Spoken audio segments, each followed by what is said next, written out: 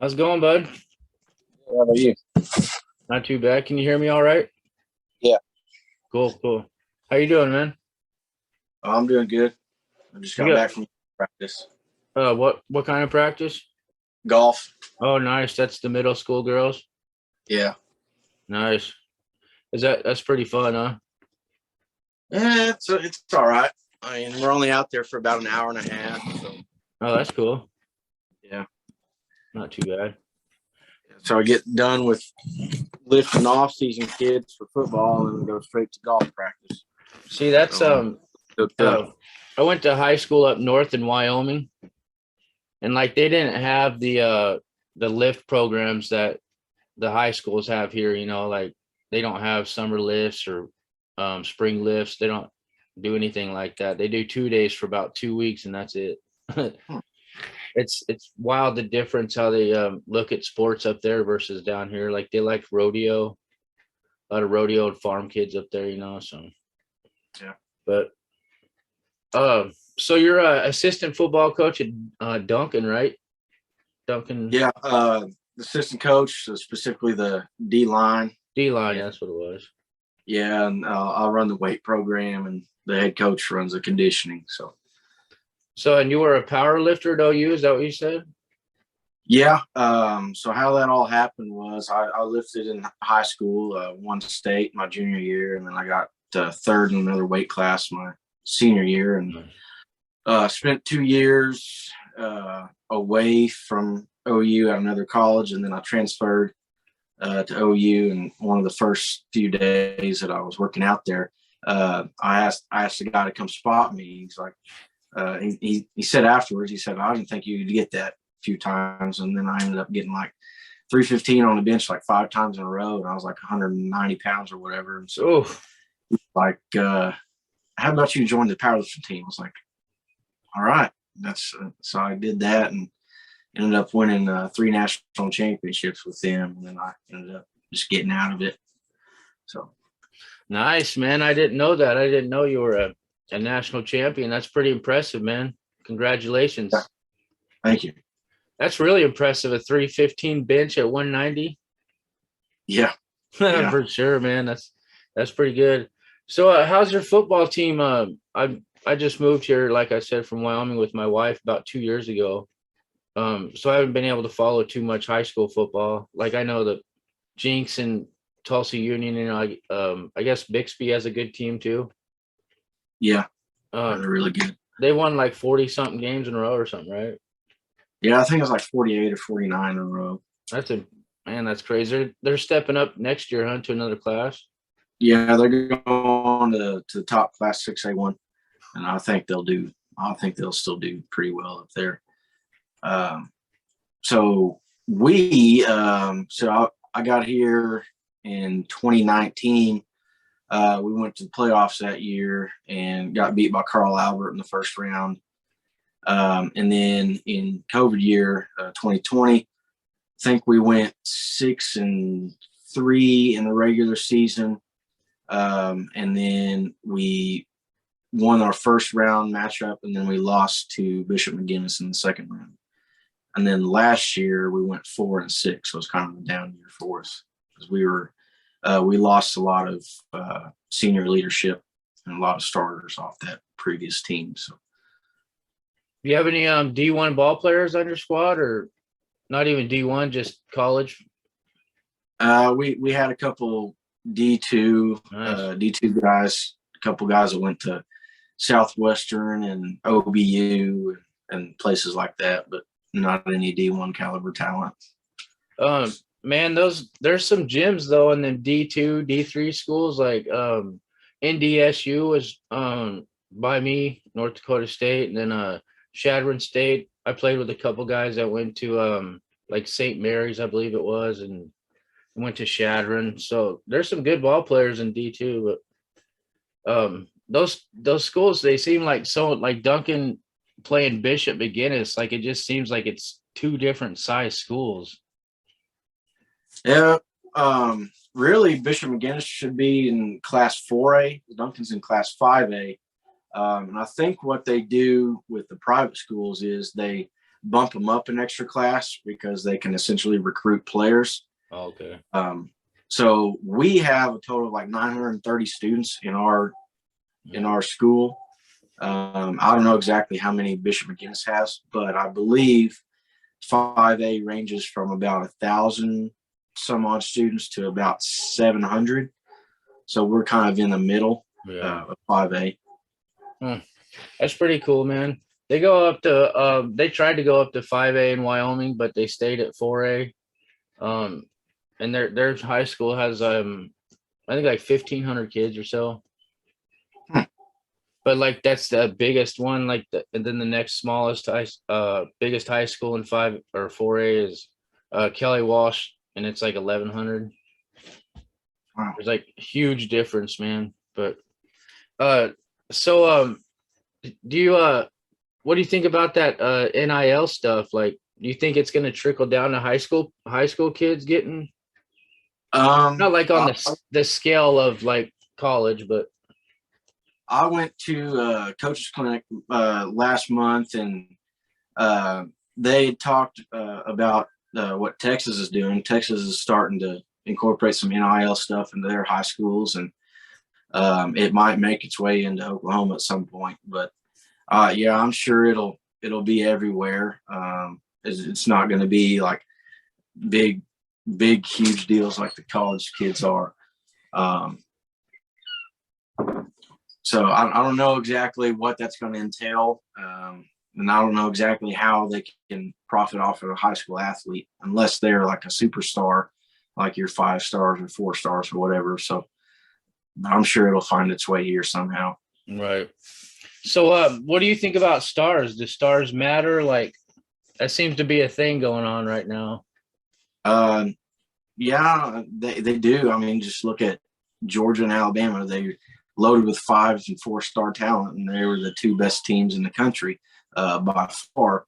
But of course, you're going to have some guys that are 2 and 3 stars that come in and put in all the work, and they're able to elevate themselves and be a top draft pick. I mean, you just look at Sam Bradford. He was a 3-star coming out of high school, ended up being the number 1 pick. And then, of course, Baker Mayfield, he was a 3-star walk-on, and he ended up being a number 1 draft pick. And then, but on the same token, that next year we had a 5-star quarterback come in. He's a number 1 quarterback. So it's not always about the 2 and 3 stars just working extremely hard and end up getting a first-round draft pick. That's not how it always works.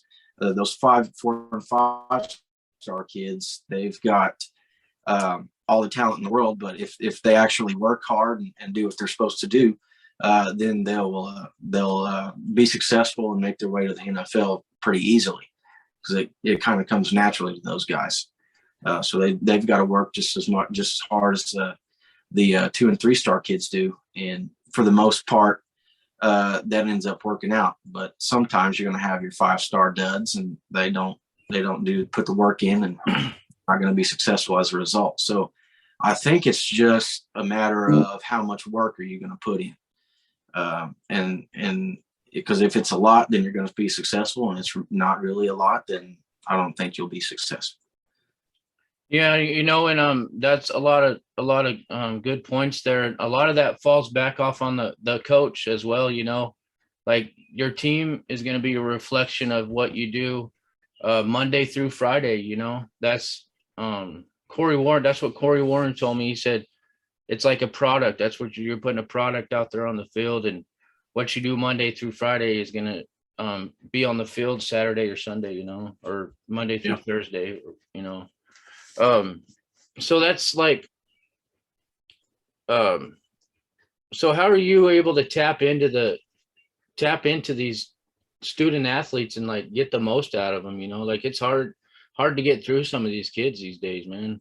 Yeah, it is. The main thing that you got to do is you got to build relationships with them. You can't go in and be hard on them from day one. You just got to be like, hey, I'm here for you. I'm here to see you succeed. I'm going to push you hard, but also I'm going to love you even harder.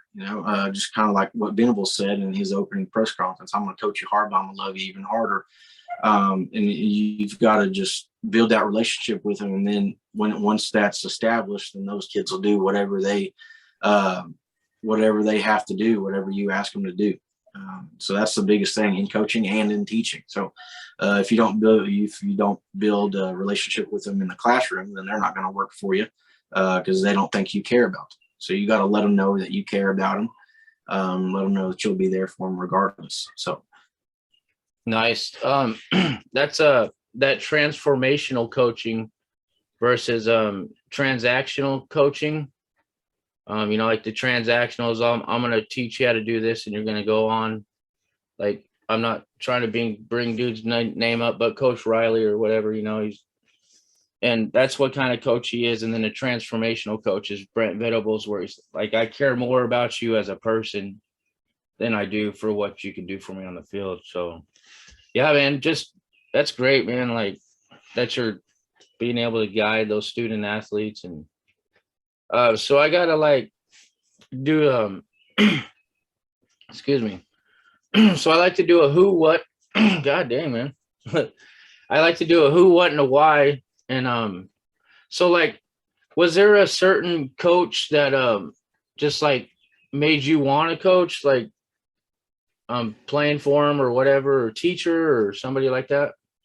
Yeah, I mean, it was actually my dad. Nice. Because I basically grew up on the football and baseball field because my dad was a head coach at a small high school in Oklahoma, and I'd go out to practice with him all the time and ride the bus and sit in the coach's office. And just growing up, that's all I knew, and that's really all I wanted to do. Is as soon as I figured out my NFL dreams weren't going to work because I was a 5'11", 220-pound kid playing off the defensive line. So I've just always wanted to be like my dad was, and now that I've done that, I feel like peace. I said ever since I started coaching, I believe I haven't worked a day in my life. So. Nice, man. That's the beautiful thing about football, man. My pop was the same way. Like he taught me the game and everything that went with the game. Like just you'll be able to trust another person. Like you're going to trust your brother to have your back, and just discipline and focus and all that good stuff that helps you get through life, man. Yeah. And so for what's the most weight you've ever leg did the squats? Do you do the squats? Yeah, the most weight I've done was 585. Eesh, that's a lot, man. How do you remember what you did on the hip sled? I don't think I've ever maxed out on that, but I've repped out like 1,200 pounds like 8 times. God, dang, that's crazy, man. Yeah, I've got some bigs. So. Yeah, I think my max on that hip sled was like 690. That's crazy. Nice, man. And so we're gonna the who, what, and the why. Why do you think kids like accept you as their coach? I guess it's because I'm like close to their age. I'm 28, and the seniors are like 18, and sophomores are 14. So I'm really close to, or closer than a lot of other coaches. I'm able to relate to them in a fashion where the other coaches are not able to. So in that way, I'm able to build the relationships with them or whatnot, because I basically listen to the same music they do. I watch the same shows that they do. Of course, I watch the same sports that they do, and I'm able to laugh around and joke with them. But at the same time, when it's time to be serious, it's time to be serious, and they kind of feed off of that. So I guess just being close to the same age group gives me a little leg up and helps them to realize that I'm there for them, I guess. So it makes a lot of sense, man. It really does, especially with the youth today. You got to really find a way to connect with them. And them older dudes are like, rah, rah, rah, rah. Seems like, get off my grass. Yeah.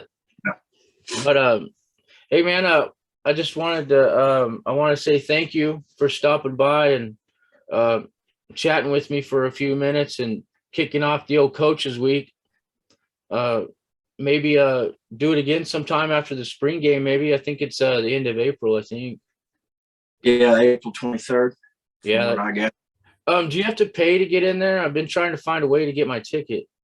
I don't think they've released that information yet, Okay. but usually season ticket holders, they pay like $5 per ticket, and then just general admission non-season ticket holders are like $10, so it's not all that expensive. Cool. Nice, man. Well, can we end on with a Boomer Sooner? Yeah, for sure. Boomer Sooner. Nice, bud. Thanks for stopping by, man. Yeah, you're welcome. All right, we'll see you. See ya.